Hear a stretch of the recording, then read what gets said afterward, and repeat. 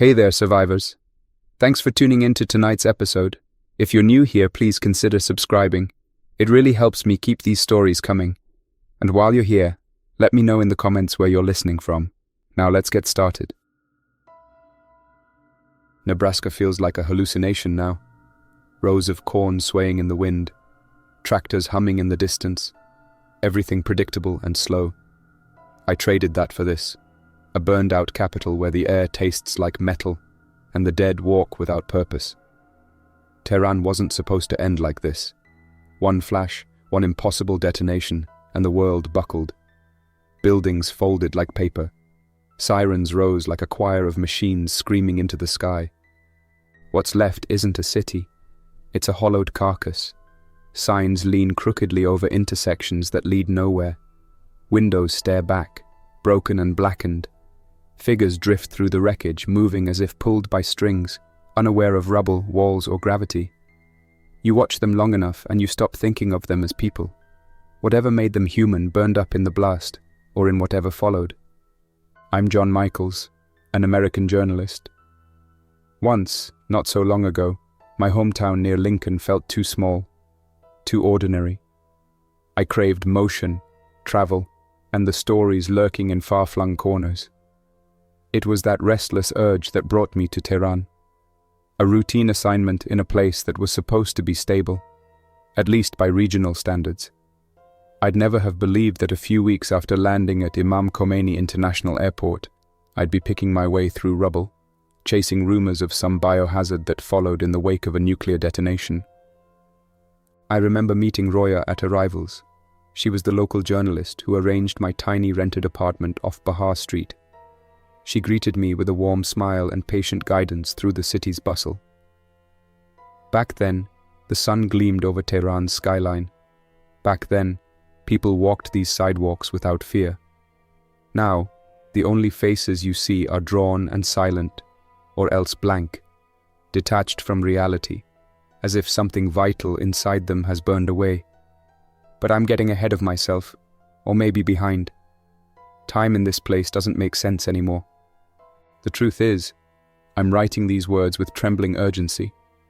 Outside my makeshift shelter, there's a constant reminder of how fast normal life can vanish. The acrid smell of scorched concrete, the echo of distant alarms, and the slow, aimless figures lumbering through the haze. I keep tracing the steps that led me here, trying to pinpoint exactly when I crossed the threshold into this nightmare. Was it when the emergency alert blared about nuclear fallout? Or earlier, when secret rumors of a weapon test first reached my ears? Either way, it's too late for second thoughts. There's only survival, and the faint hope that my story might reach someone, somewhere, who can still help. The first days passed in an unremarkable blur. I spent my time filing stories, interviewing local academics, and strolling along Biohazard Street, all while absorbing as much of the city's mood as I could. If you've never visited Tehran, it's both modern and steeped in history. Towering office buildings share space with old structures that have survived revolutions, regime changes, and the passing of centuries.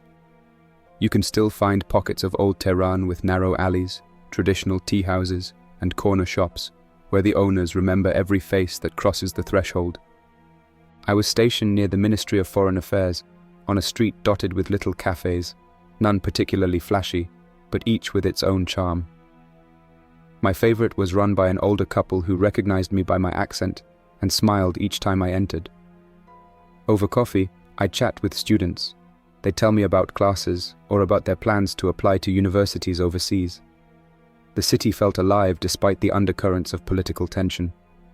Everyone was aware of global chatter about potential nuclear escalation in the region, but daily routines rolled on like clockwork.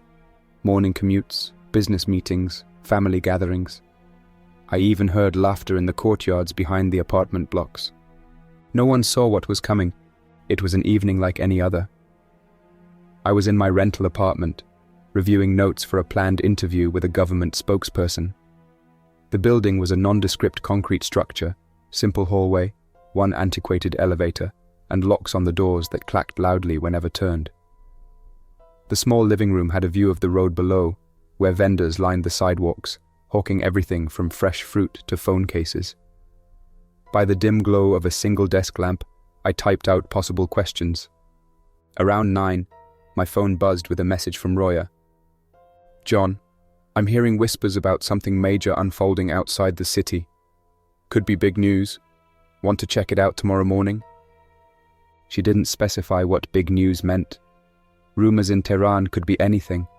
Sometimes it was a new policy, sometimes an accident at an industrial plant, sometimes nothing at all. But I trusted her instincts. If she thought it was worth chasing, I believed her. "Let's do it. Meet at the usual cafe?" "Sure, early." I shut the laptop and decided to get some rest. I had no reason to think that would be the last normal night I'd ever know. A faint shimmer along the horizon hinted at sunrise. I stepped onto the small balcony for a moment. Below, traffic had already begun its stop-and-go dance, and the bakery across the street had a queue of people. The air smelled faintly of fresh bread and car exhaust. I considered these details now and then, trying to capture the city's daily rhythms for my articles. At the cafe, Roya was waiting at our usual corner table. She had a pair of cheap sunglasses perched on her head, tapping her phone with impatient motions. When she saw me, she waved and greeted me in English. Her voice was subdued, tense. She explained she'd caught wind of unusual troop movements near the outskirts, near some old industrial complexes. She also mentioned an unconfirmed rumor. A clandestine weapons test might be taking place. I noted that the official narrative was that tensions had been easing, but behind the scenes, things could be very different. We decided to hop in a taxi and see what we could dig up. The drive across Tehran is never short. From central areas to the industrial outskirts can take an hour or more, depending on traffic. Our taxi driver occasionally glanced back, curiosity in his eyes, likely wondering why two journalists were heading toward a district known more for warehouses than tourism. The cityscape shifted as we went. Towering office complexes gave way to multi-story housing blocks, then smaller businesses, eventually reaching wide, dusty roads with fewer people on foot. We arrived near a large gated facility with barbed wire topping the perimeter walls. No official signage was visible. Roya asked the driver to stop, and we hopped out a block away, not wanting to be too obvious in front of whatever complex this was. The wind carried a faint chemical scent, something industrial. We found a vantage point behind an aging brick building. Through the gaps in the fence, I saw shapes moving. Military vehicles? Hard to confirm. Just as I got a glimpse of a truck pulling a long cylindrical object draped in camouflage netting, someone shouted from the other side of the fence. The voice reverberated with authority. Guards were stationed at the gate. One pointed in our direction. We quickly retreated, hoping we hadn't been recognized. Back in the taxi, Roya told the driver to head west. She wore a pensive expression, fingers pressed against her phone as she typed notes. "Whatever they're doing," she said, "it's not normal. We should contact a friend in the city to verify." We made calls, quietly sharing details. Some of Roya's media contacts were evasive, others didn't answer. The few who responded seemed baffled by the rumors. Nobody had anything concrete. We returned to central Tehran by late morning, caught in the swirl of midday heat and honking horns. The rest of the day was a series of phone calls, frantic speculation and scheduling. We tried to confirm if the foreign press corps at any embassy had heard rumblings of secret tests. Nothing. It was as though a massive hush had fallen over official channels. Strange, but not necessarily earth-shattering at that point. Around 4 p.m., Roya parted ways with me, promising she'd try to gather more intel overnight. As the sun slid behind the Alborz Mountains, I found myself at the old cafe again, nursing a cup of tea and drafting an outline of the day's experiences. I typed phrases like unknown cargo, private security, restricted area, but the story was barely forming. Whatever was happening, it was bigger than we realized. Still, I assumed we had time to uncover it. I had no reason to imagine what the next day would bring. I was jolted awake the next morning by a concussive rumble that shook the apartment. My eyes darted around, taking in the shifting shadows and rattling furniture. Outside, car alarms blared. I rushed to the window. On the far side of the skyline, a plume rose into the air. It glowed brighter than anything I'd ever seen. The color reminded me of the early morning sun, except it hovered in the distance for far too long, accompanied by that rolling roar. Then came the sirens. Everywhere, slicing through the air like unrelenting knives. Electronic voices on loudspeakers repeated warnings, first in Persian, then English, then other languages, urging residents to stay indoors. Emergency broadcasts flooded the TV channels. Words like nuclear incident flashed across the screen. There was a city map, shaky camera footage, and the words, "Emergency alert, nuclear detonation confirmed in Tehran, biohazard threat ongoing." I stood there, staring at the red banner on the screen, the text shifting into more languages than I recognized. My mind fought against the information. It seemed impossible that such a thing could occur in a metropolis of nearly 9 million. Then the feed cut to static. Outside, the normal buzz of the street had transformed into chaos. Vehicles screeched as they collided. People spilled out of buildings looking skyward. Some hurried back inside immediately, as if they realized staying out was dangerous. The shockwave had rattled windows for miles, but the full force of the event was clearly centered toward the south or southwestern quadrant of the city. A swirling cloud hovered on the horizon, tinted with that unmistakable shape that the world hopes never to see. I couldn't linger in disbelief. My thoughts turned to survival. I needed to find shelter, figure out the direction of the fallout, see if my building had any protected area. Something else nagged at my mind, the words biohazard threat. Nuclear fallout alone is horrifying, but that phrase hinted at something more. I grabbed my backpack and threw in essentials, a laptop, phone chargers, a small emergency first aid kit I kept for assignments in conflict zones, a few bottles of water, and a box of high-protein snacks.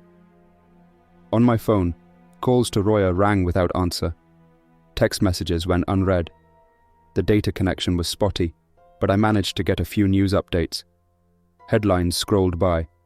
Unconfirmed casualties in southern Tehran. Government declares state of emergency. Radioactive contamination fear. One station broadcasted a shaky live feed from the rooftops. Off camera, an anchor described strange behaviors among people caught in the immediate blast radius. She spoke about them wandering aimlessly, ignoring injuries. Then her voice cut off abruptly. I left my apartment, stepping into a hallway that felt narrower than usual. Neighbors gathered near the stairs, eyes filled with a silent question. What do we do now? The manager of the building mentioned a basement that might act as a makeshift shelter. A few residents headed down there, but I needed to find Roya. She was the only person I really knew in Tehran, and maybe we could help each other. Down on the street, I kept to the shadows of buildings, mindful of the potential for radiation in the open air. Without specialized equipment, it was guesswork, but instincts told me to move quickly. Around the corner, a government truck idled, with a speaker repeating instructions in multiple languages. Stay indoors if possible. Do not approach areas of heavy damage. Quarantine orders may be implemented citywide. Quarantine? That word rattled me. This was bigger than standard fallout protocols. I checked a local map on my phone. Roya's apartment was north of my location, closer to the mountain foothills. The blast site was southwest. Perhaps she was still safe from direct harm. I cut through side streets, noticing many shops closed with metal shutters. Electric cables dangled overhead, some snapped.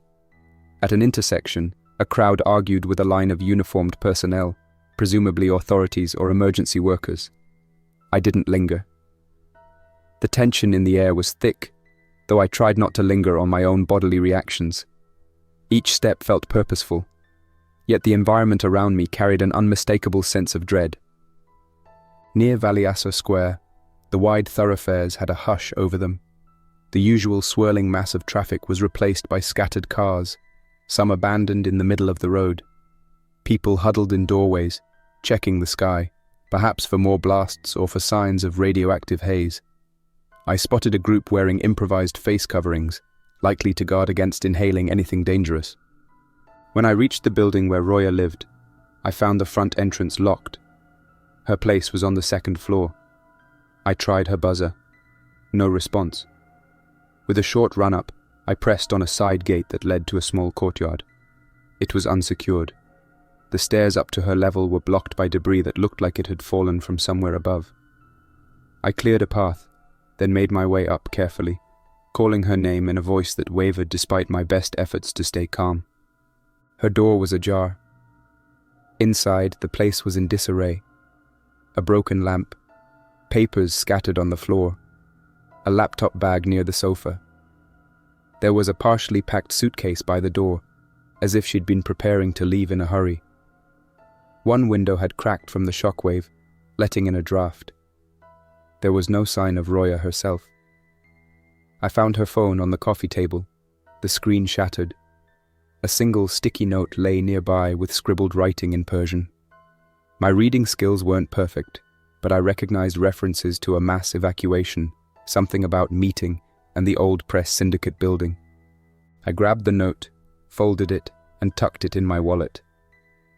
The press syndicate building was downtown, a place where independent journalists sometimes congregated. Maybe she left to meet others there. I was about to leave when I noticed the television was still on, muted. A local news station showed looped footage of the aftermath. Smoke rising, people moving through rubble, emergency messages scrolling across the bottom. I spotted a brief mention of unusual symptoms reported in those exposed to the blast. The feed cut to shaky footage of a street near Shar-e-Ray. Figures walked with stiff postures, apparently unaware of injuries, ignoring calls from medics. The broadcast lingered on that grim scene, then switched to a message from a government official urging everyone to stay indoors. Biohazard threat, I whispered to myself, recalling that initial emergency alert. This wasn't typical radiation sickness. Something else was going on. The press syndicate building is located closer to central Tehran, near an area where older offices share space with more contemporary structures. Getting there required me to pass through neighborhoods that were in varying states of confusion. In some spots, daily life seemed frozen in mid-step, with half-finished meals visible on cafe tables abandoned by patrons. In other areas, I saw groups of people trying to help the injured, though official medical responders were notably absent or stretched thin.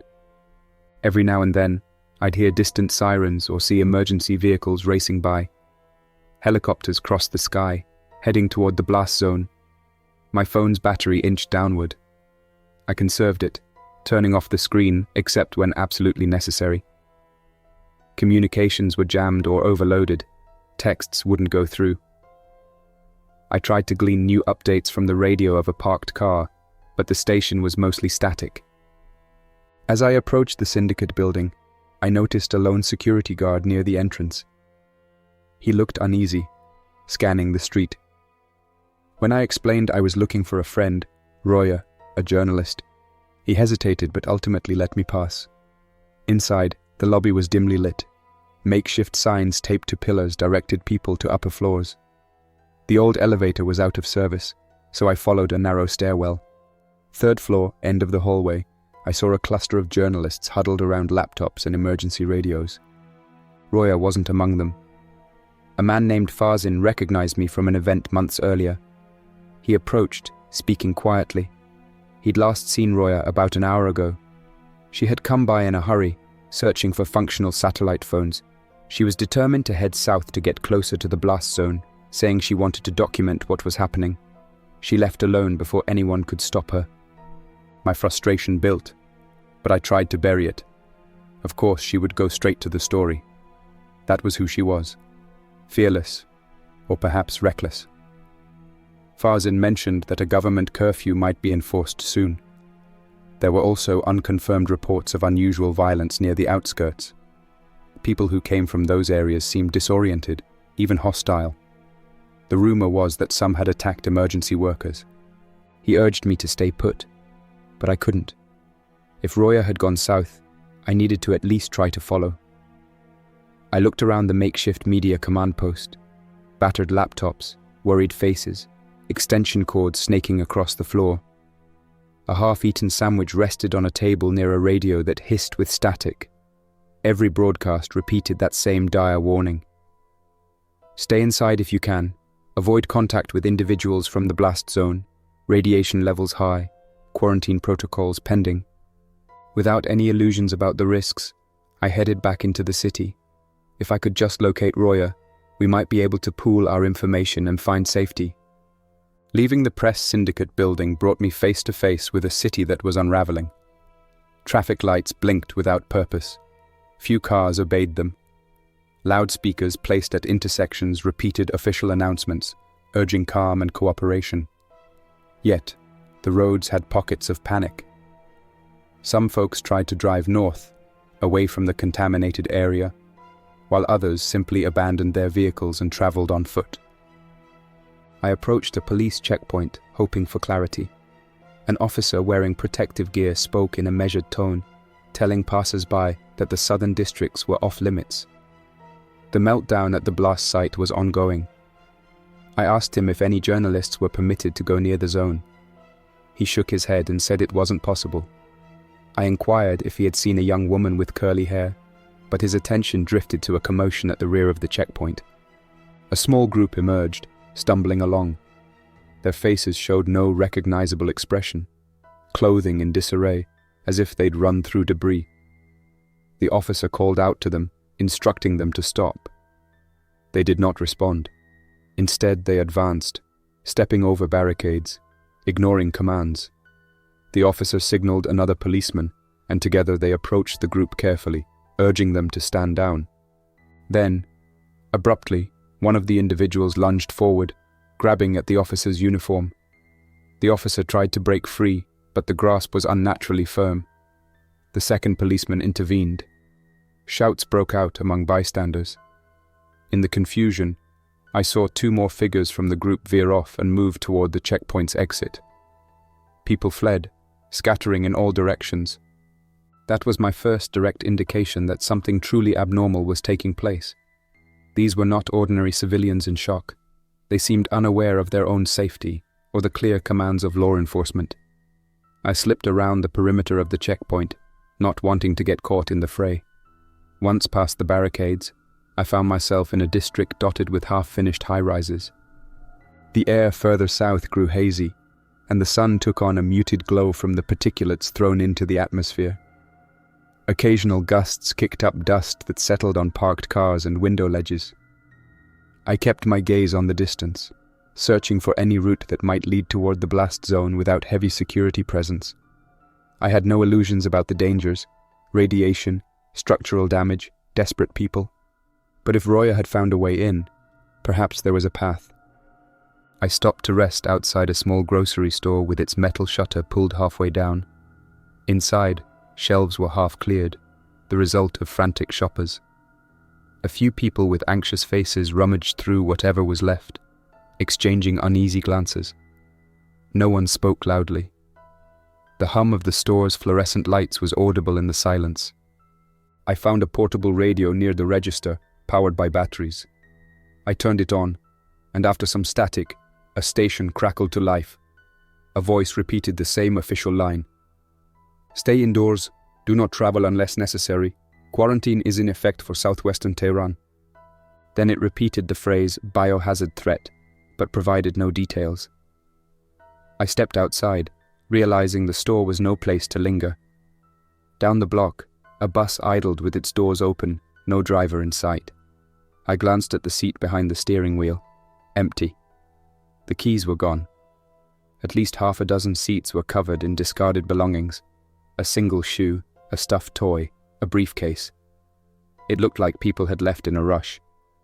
My mind conjured images of them being forced to evacuate or fleeing from those blank-faced wanderers I'd seen at the checkpoint. Then a faint beep drew my attention to a corner kiosk. Its screen displayed an emergency bulletin that scrolled across in multiple languages.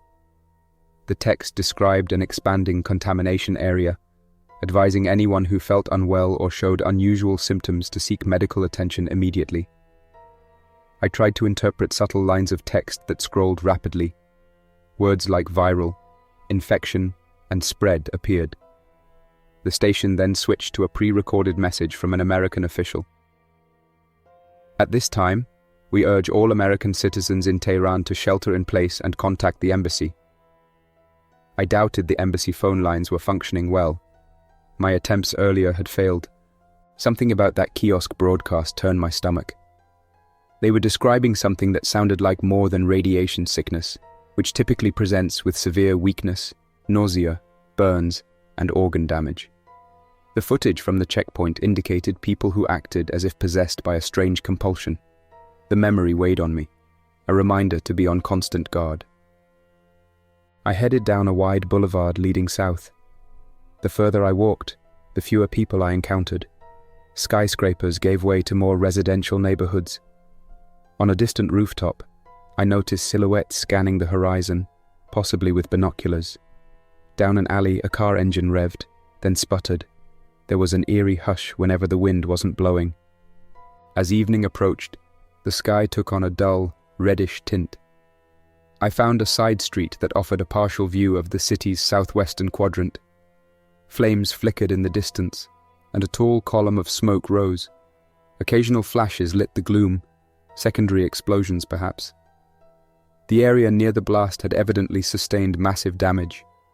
Despite the chaos, there were no large-scale rescue operations in sight, at least from my vantage point. I spotted a lone ambulance speeding along a parallel avenue, siren barely audible over the roar of distant fires. My phone buzzed with a new text message, a system alert. The message read, "Urgent. Quarantine measures for southwestern districts. All non-essential travel prohibited. Potential contamination from unknown pathogen." Unknown pathogen? The nuclear detonation had apparently unleashed something more than standard fallout. My mind raced with half-formed theories, but there was little time to dwell on them. I found an abandoned car that still had some fuel. The keys were not there, but I recalled some basic wire tricks from an investigative piece I once did on car theft. After a few tries, the engine sputtered to life. My plan was to cover more ground quickly, but I wouldn't go too close to ground zero. I drove slowly, weaving around debris and stalled vehicles. Cracked asphalt, fallen streetlights, and shattered glass turned the ride into a test of nerve. The city lights blinked in erratic patterns. Some blocks had partial power, others were shrouded in total darkness. At a major intersection, I spotted a flicker of movement. People crouched behind a truck, scanning the area. I paused, and through the windshield, made eye contact with one of them, a man who lifted a hand, motioning for me to keep my distance. Not wanting trouble, I turned the car onto a side street. My reflection in the rearview mirror revealed anxious eyes I barely recognized as my own. Farther south, near an area known for warehouses and industrial parks, the devastation was palpable. Buildings had collapsed, and vehicles lay overturned. A rancid odor hung in the air, likely a mix of chemicals and smoke. I slowed to a stop when I saw movement in the middle of the road. It was a single figure, swaying slightly. The posture suggested confusion or injury. I inched the car forward, tapping the horn gently. The figure turned. Even from a distance, something looked off.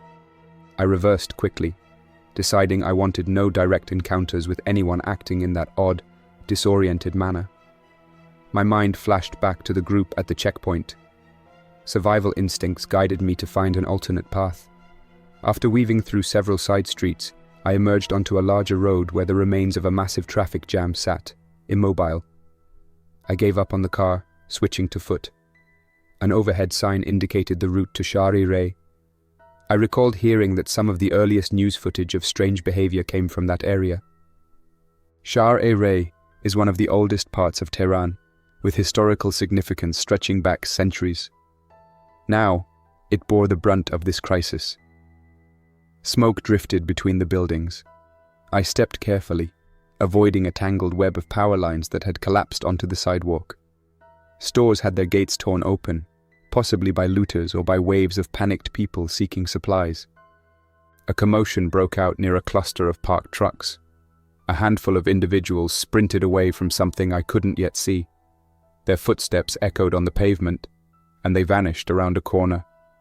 Then I caught sight of more figures, staggering through a row of parked cars. Their clothes were tattered, arms hanging slack. At intervals they moved faster, as if propelled by a sudden burst of focus. But I heard no shouts or communication among them, just the scrape of shoes on asphalt. I ducked inside an alley, watching them pass by. They displayed no regard for obstacles, stumbling through the wreckage. Once they were out of sight, I exhaled softly and continued onward, sticking to hidden routes between buildings. My mind reeled with questions. Were these people the result of radiation? Or was the nuclear detonation a cover for some kind of experimental pathogen unleashed upon the city? Eventually, I found an old apartment complex with a steel ladder that led to the roof. Hoping for a vantage point, I climbed up. From the rooftop, I surveyed the city. Rising smoke plumes, scattered fires, the faint lights of emergency vehicles dancing in the distance. A swirl of dust and ash rode the wind, passing over everything like a grim veil. I sat, back against a rooftop water tank, and turned on my phone to check the time. It was past midnight. Battery was dangerously low, so I powered it down again. Shadows moved across the nearby rooftops, possibly other survivors seeking refuge. In the distance, sirens groaned sporadically. I tried to recall the events leading up to this. The day before, I'd been investigating rumors of a hidden weapons test. Now, Tehran itself was a testament to a catastrophic event. If this was a nuclear detonation, who set it off? Why was there talk of a pathogen? My attempts to piece together the puzzle yielded only fragments. Maybe the device was experimental, containing a radioactive material fused with a biological agent. Or perhaps the explosion tore open a research facility, releasing something lethal. I had no way of knowing. All I had were images of silent individuals roaming the streets with blank expressions and abnormal strength. Despite the gnawing feeling of alarm, I stayed quiet. Too many unknowns, too many threats. The city was not safe. I needed to find Roya, or at least find some path out. Slowly, the hours ticked by. The sky began to lighten around dawn, though the usual color of sunrise was replaced by a dusty haze. At first light, I descended from the rooftop, stepping cautiously into the alley below. Stray dogs sniffed through trash piles. One of them lifted its head at my approach but showed no aggression. A few blocks away, I found a functioning water spigot outside a damaged shop. With a plastic bottle from my pack, I filled up. The water flow was weak, but it was something. My mouth felt dry from the acrid air. The city's normal hum was replaced by sporadic outbursts, a distant explosion, a car engine revving, the crackle of far-off gunfire. Somewhere in the labyrinth of Tehran's southern districts, I hoped Roya was still alive, either documenting the devastation or seeking help. I recalled that her journalist instincts ran deep. She might have left clues or messages. I decided to check places where reporters might gather or pass through, maybe an old press supply station or a shuttered news office. I came upon a building once used by a national newspaper. The facade bore scorch marks. Inside, a corridor led to a dark newsroom. The place was deserted. Desks were upended, and a few monitors flickered with no signal. A stale odor lingered in the air. In a side office, a dusty chart on the wall outlined reporting beats: politics, health, local coverage. No sign of life, just overturned chairs. As I moved deeper into the building, I discovered a storeroom with cardboard boxes labeled archives. They contained old newspapers, press passes, even some gas masks with canisters well past their expiration date. I tried one on briefly, feeling the staleness of the filter. Better than nothing. I took it with me, hoping it might offer some protection if the air grew more toxic. Outside again, sunlight pierced the haze at a sharp angle. A barricade at a nearby intersection had signs in Persian, English, and Arabic, urging people not to enter further south. I slipped around it through a gap between parked cars. The cityscape beyond revealed deeper destruction: shattered windows, collapsed walls, Entire blocks turned to rubble. The road was buckled, revealing a jagged ridge of asphalt. I turned a corner and froze. In a wide courtyard, a group of individuals clustered.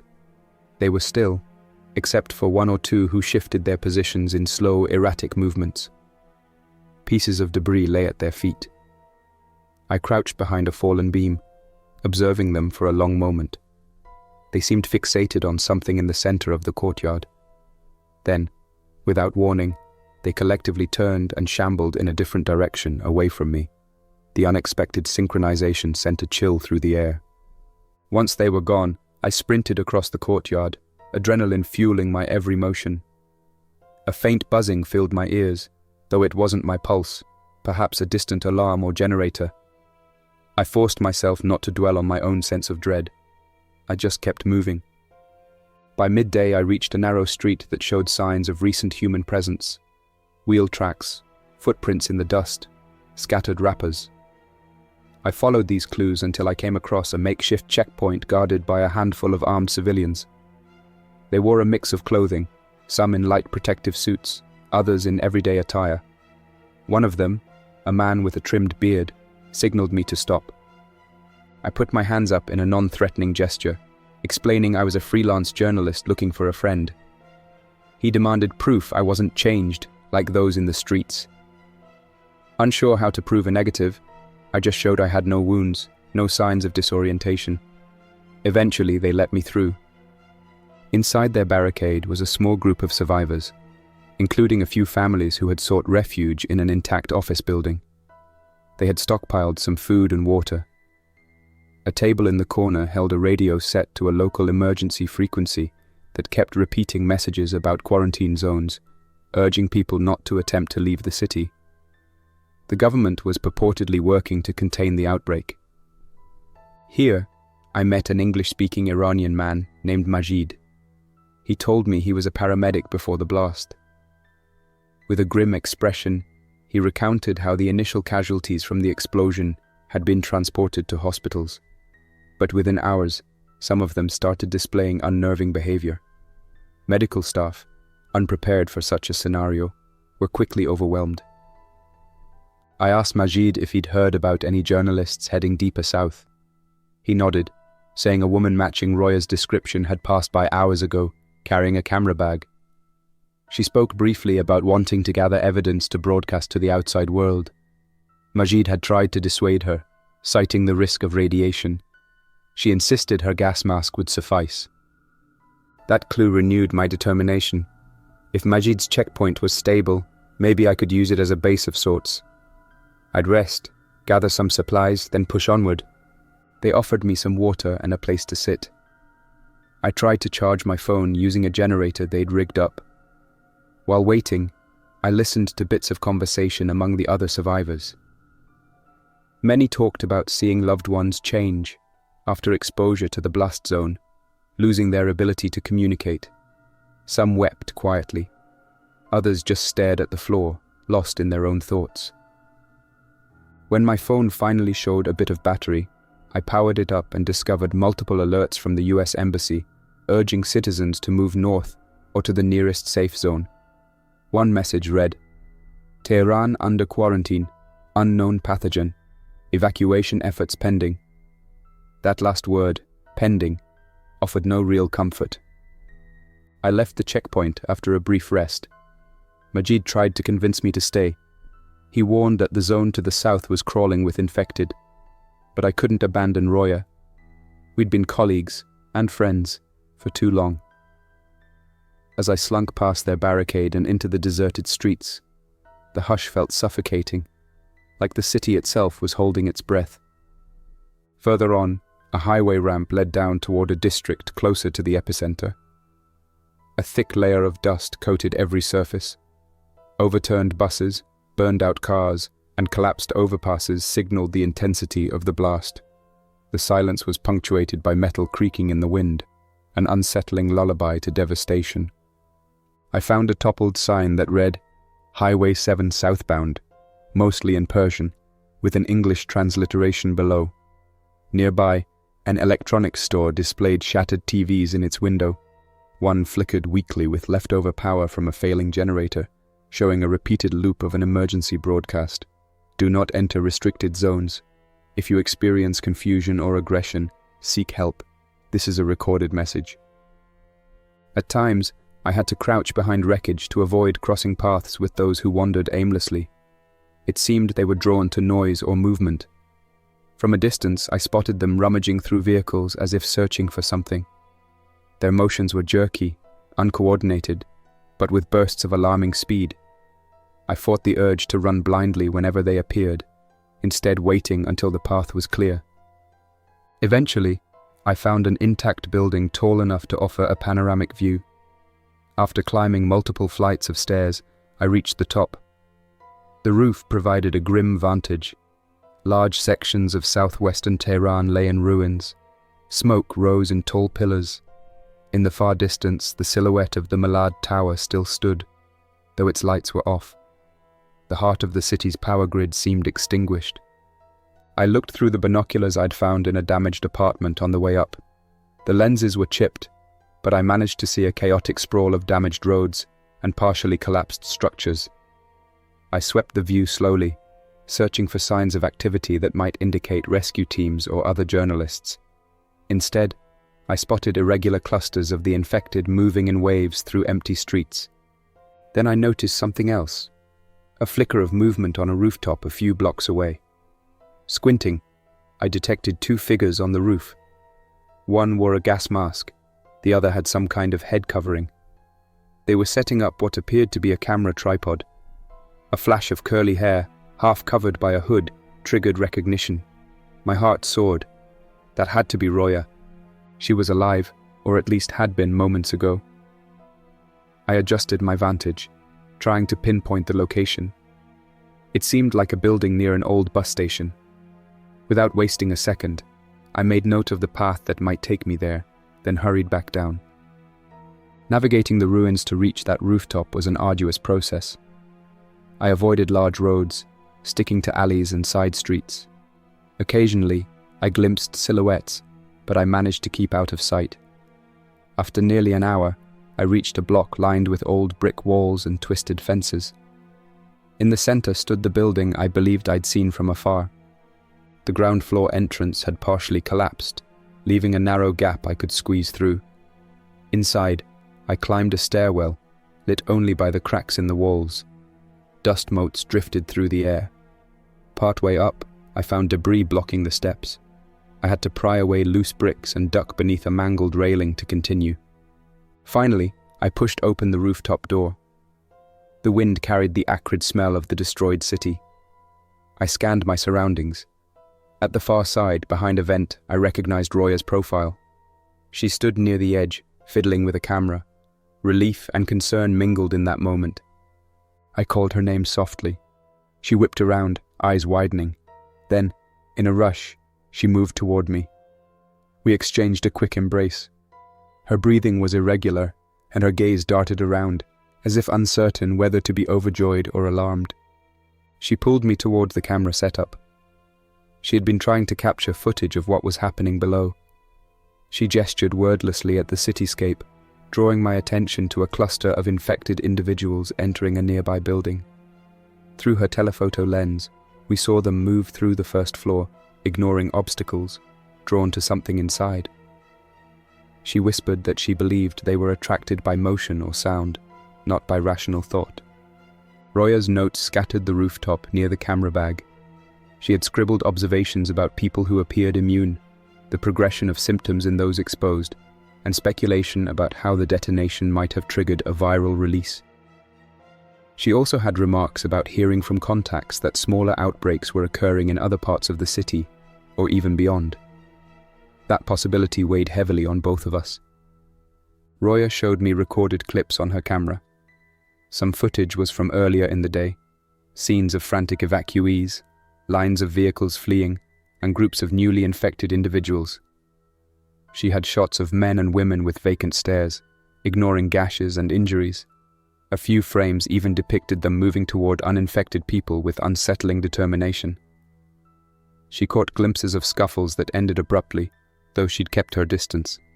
She believed that if we could broadcast these clips somehow, we might alert the world to what was truly happening. But the city's communications infrastructure was crippled. The best bet was the old broadcast tower near the city center, or a functioning satellite link, neither easily accessible at the moment. We agreed to pool our resources. Between us, we had limited supplies. Roya's mask filters were nearly expired, and the spare set she'd carried got damaged. I had some water and snacks, plus the older gas mask from the newspaper building. We had no real weapons, just a small multi-tool I carried in my bag. We took turns peering over the rooftop edge, mapping out potential routes. The bus station next door had a large structure that might connect to an overpass, leading us closer to central Tehran. We faced two threats: the risk of encountering infected groups on the ground and lingering radiation. Roya mentioned that the small dosimeter she once borrowed from a lab was left behind in the press syndicate building. Without it, we were guessing which areas were dangerously radioactive. She reasoned the immediate southwestern blast zone was probably worst, while outlying areas, though hazardous, might be navigable if we didn't linger. She also shared a rumor.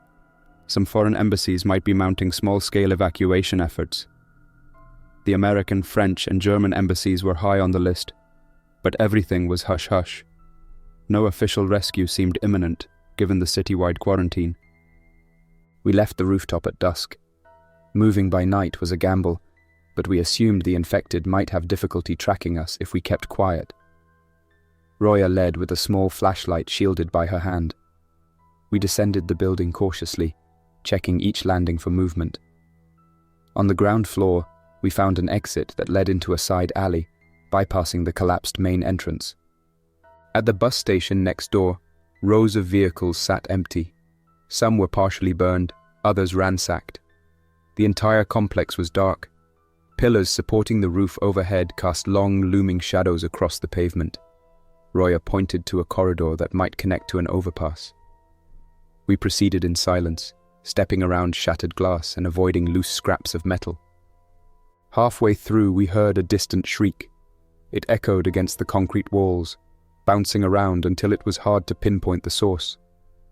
We exchanged uneasy glances. Carefully, we advanced. Around a corner, the corridor opened onto a platform. The overhead signs indicated buses for Karaj or Qom once departed from there. Now, it was just a graveyard of motionless machines. We saw a flicker of movement between two buses. An infected individual shuffled through the aisle, shoulders stooped. In the glow of Roya's faint flashlight, we observed their vacant stare. The person paused, head tilting slowly from side to side. Then, as if drawn by some faint noise, they drifted away into darkness. We stayed still until we felt confident they were gone. Emerging onto the overpass, we found the city before us, illuminated by sporadic fires. The tall buildings in the distance looked menacing, silhouettes against a smoky sky. We pressed on, hoping to reach a major roadway leading north. As we neared the edge of the overpass, a group of infected suddenly emerged from behind an overturned truck. Their presence seemed almost coordinated. Roya motioned for us to retreat, but they'd already noticed us. Their heads lifted, and they moved forward with uneven steps that gained speed.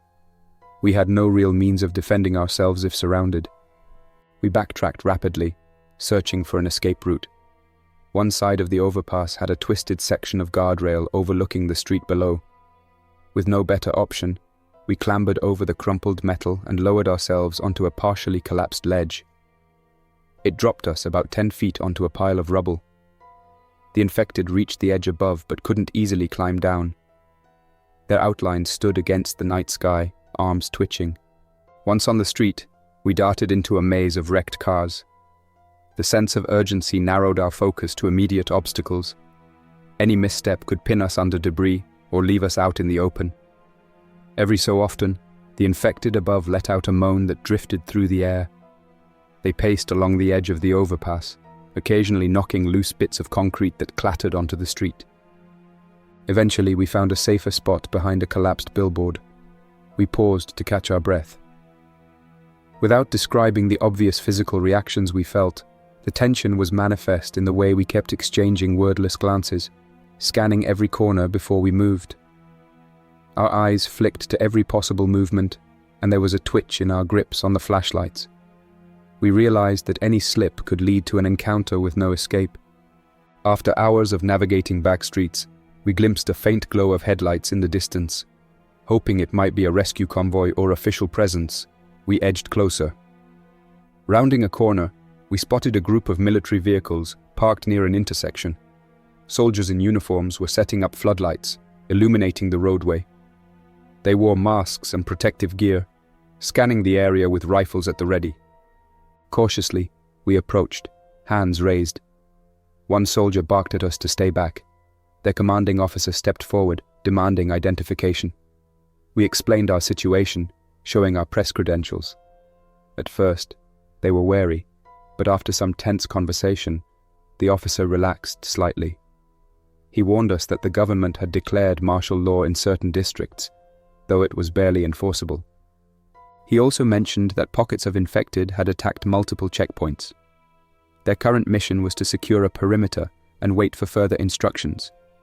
The officer couldn't spare any transport, nor did he have solid intel on the nature of the pathogen. He only knew that those infected lost normal responses and gained unpredictable aggression. The unit was under orders to prevent their spread at all costs. We asked if he had knowledge of any foreign evacuation efforts. He shook his head.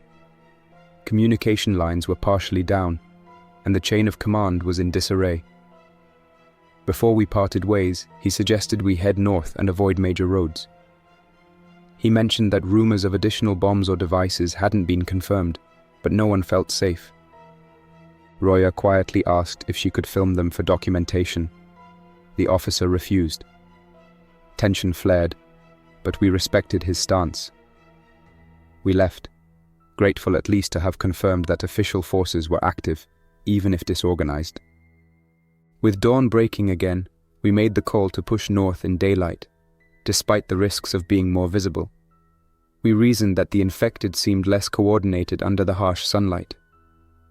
Passing through battered neighborhoods, we found that many buildings had been fortified by residents who'd remained.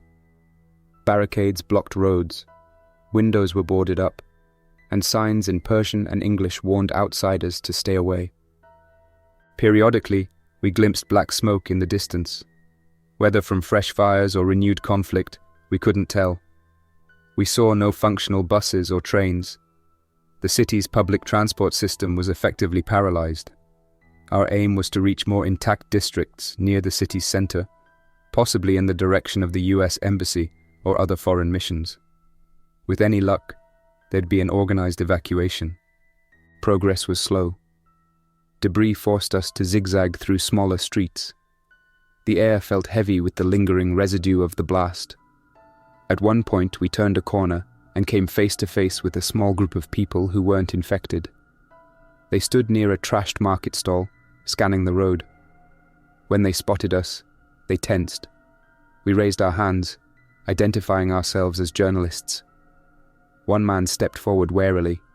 He said they were just trying to find a safe route out of the city. Like us, they had no real plan other than moving away from the worst-hit areas. We exchanged brief updates, but neither side had anything concrete to share. We parted ways, each group wary of the other, yet sympathetic to the mutual predicament. By midday, the skyline hinted we were nearing the city center. I recognized the outline of Azadi Tower in the distance, an iconic monument west of downtown Tehran. The roads here were lined with government buildings, embassies, and larger administrative complexes. Rumor had it that the US Embassy compound had gone on full lockdown. We approached an intersection where metal barriers and concrete blocks formed a defensive perimeter. Faded flags of various countries dangled limply from poles. A sign indicated we were near an international zone. Tall fences topped with razor wire ringed the area. A short distance away, the distinctive architecture of the US Embassy compound rose behind thick walls. We tried to approach one of the gates. A speaker crackled, instructing us to stop. Roya raised her press badge, calling out in English, explaining who we were. For a moment, there was no response. Then a voice from the speaker told us that only those with valid US passports or embassy staff credentials would be considered for entry, and that a strict quarantine screening was in place. They asked me to identify myself. I provided my name and American passport details, reading them off from memory, since my passport was in my jacket. A tense wait followed. Roya stood by, fidgeting with her camera. She was Iranian, so I worried about her being granted access. Finally, the gate opened a crack. A pair of guards in protective gear stepped forward with scanning devices. They told us to submit to checks for radiation and any signs of infection. We complied, letting them run their instruments over our clothes, arms, neck. The guard frowned at the reading on me, presumably picking up some elevated levels from my time near the blast zone, but not enough to bar me completely. They turned to Roya, repeating the same checks. Another wait. Then a voice from within the compound's walls said that entry was granted for me alone. Roya argued passionately, saying she had vital information to share. The voice on the speaker insisted that the embassy was not able to guarantee her admission. She pleaded, emphasizing the footage she'd captured, but the response remained uncertain. I refused to enter without her. The official on the speaker hesitated, eventually relenting that she might be allowed in if she could present no threat. The guards escorted us inside, scanning the perimeter for infected. The gate sealed behind us. Inside, the compound felt like a fortress under siege. Sandbags stacked against walls, armed personnel stationed at vantage points, a handful of vehicles with diplomatic plates parked haphazardly.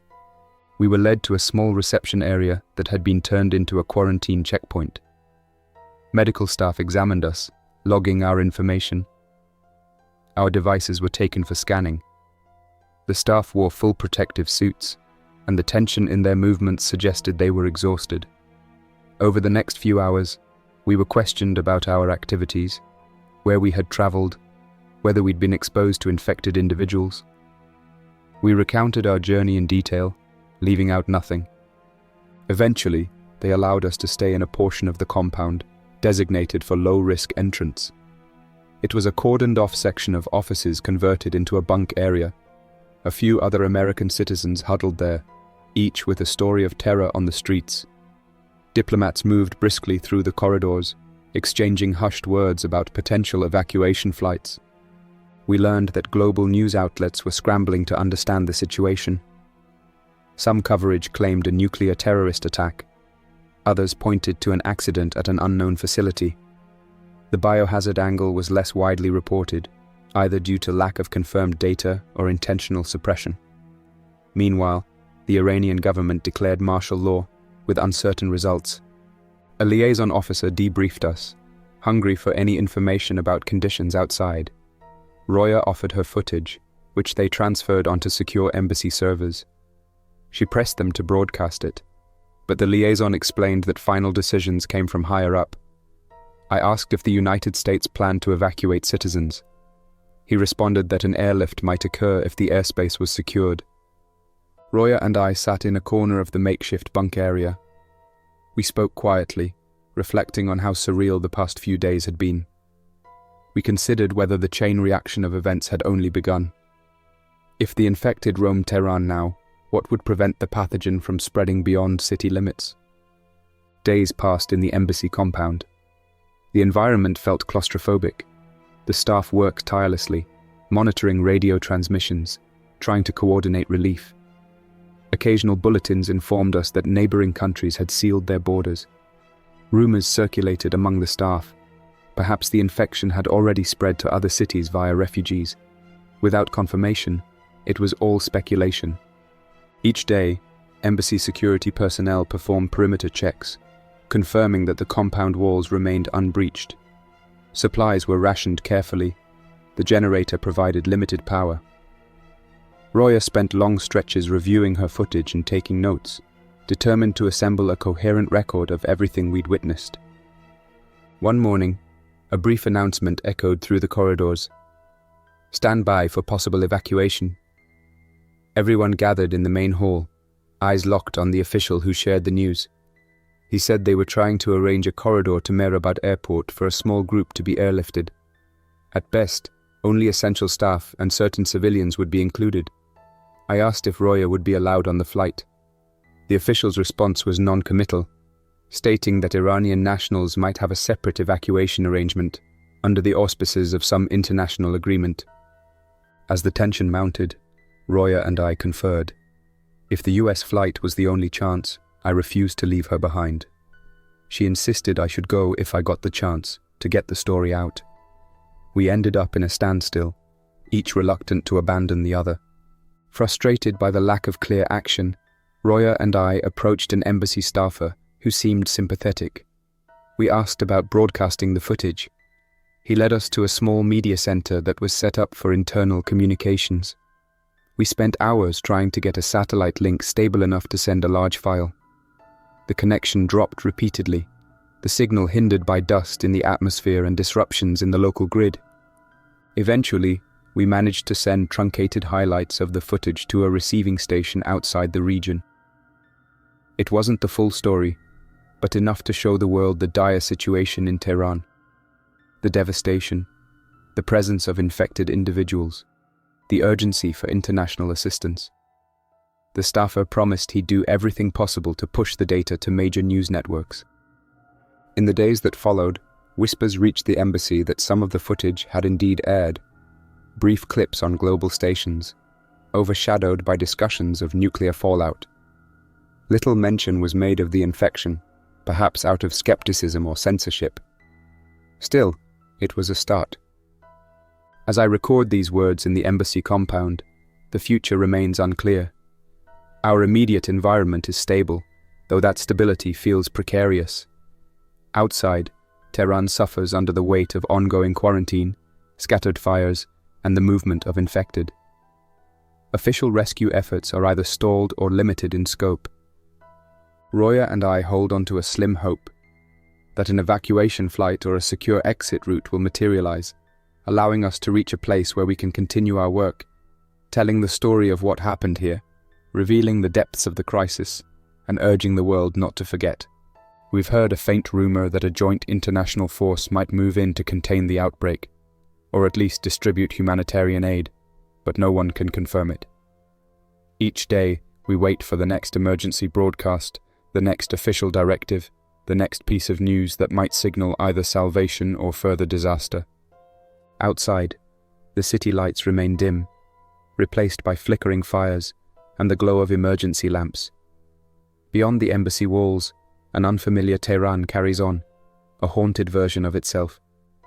The wind shifts, carrying echoes of distant sirens, the grating sound of metal on concrete, and the unsettling knowledge that countless infected wander the streets. The nuclear detonation and its aftermath left scars that run deeper than collapsed buildings. Yet for all the grim realities, there remains a spark of resilience in those who have survived. In the embassy halls, small acts of kindness emerge: a shared meal, a comforting word, a determination to find solutions. Roya's journalistic drive burns stronger than ever. She keeps editing her footage, writing captions in English and Persian, preparing for the day she can share the entire story with the global community. I no longer focus on the beat of my pulse or any bodily sensations.